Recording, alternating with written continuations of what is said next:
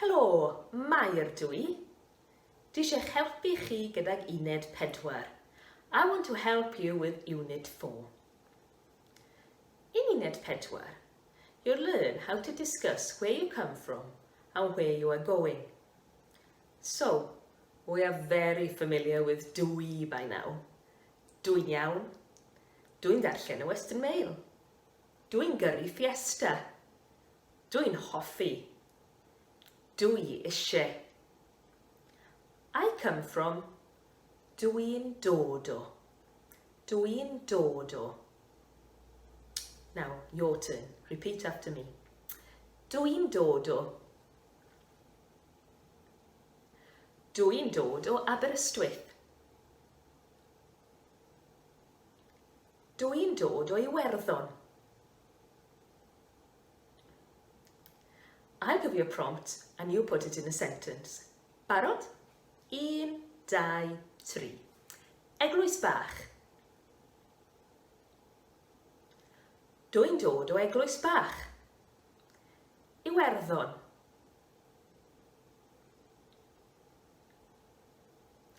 Dwi'n dod o Iwerddon. Wain fawr.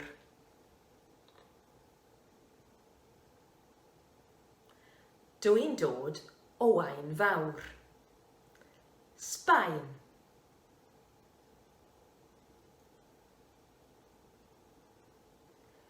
Dwi'n dod o Sbaen. Da iawn chi. If you want to ask someone where do they come from, you say, o ble rwyt ti'n dod? O ble rwyt ti'n dod? O ble dych chi'n dod? O ble dych chi'n dod? I'll ask you the question and you tell me where you come from. O ble rwyt ti'n dod?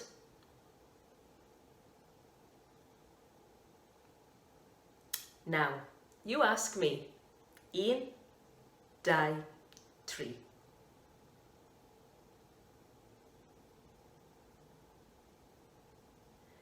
Dwi'n dod o Aberystwyth. Da iawn chi. If you want to say that you're going somewhere, you drop the dod and o and add myndi. Myndi. Gwrandewch. Dwi'n myndi.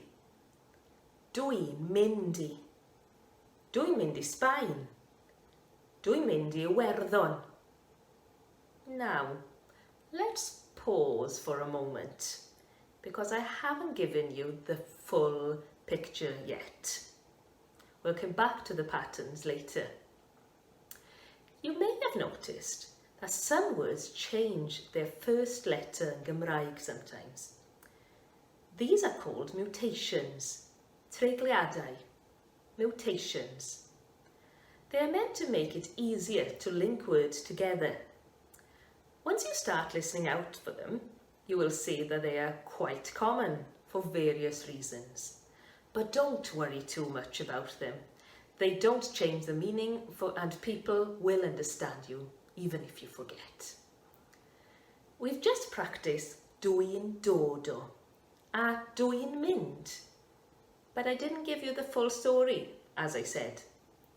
After o, from, and I, to, there is a change called the soft mutation, the treiglad meddal, soft mutation. 9 letters change, the majority stay the same. You'll see the 9 letters on the screen and how they change. There are all kinds of tricks and tips to help you remember them, but listen to this poem by Cyril Jones. It's on page 33. I gofio treiglad meddal, mae Ceri o Gaerdydd, mae Tom yn dod o Dal y Bont a Pam o Bont y Pridd. Mae Gwyn yn dod o Wynedd, mae Dau o Ddinas Bran, mae Bob yn dod o Fangor a dyna hanner can.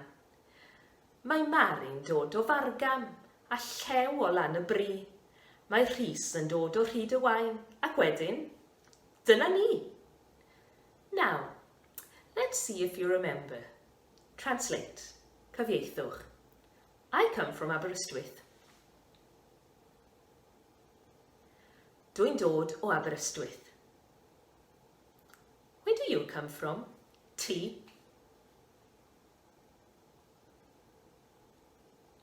O ble rwyt ti'n dod? Where do you come from? Chi.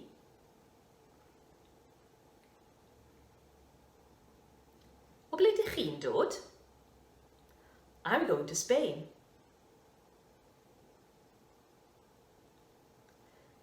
Dwi'n mynd I Sbaen. Dwi'n mynd I can mean both I'm going to a place and I'm going to do something.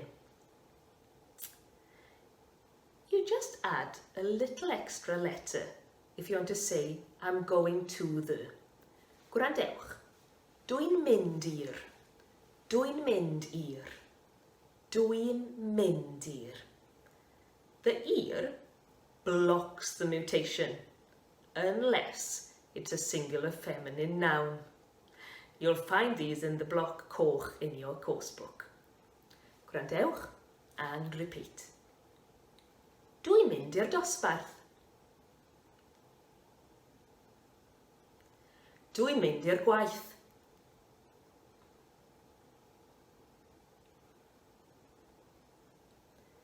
Dwi'n mynd i'r ysgol.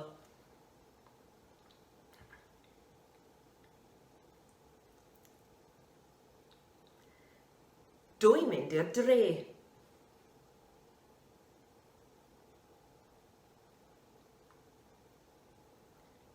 So, the main thing to take away from Uned 4 is that you use the treiglad meddal, the soft mutation, the treiglad meddal, after O and E. I hope that overview helped you a little with Uned 4. Look at Uned 4 in the course book and check out our online resources for more support with this unit. Pob hwyl!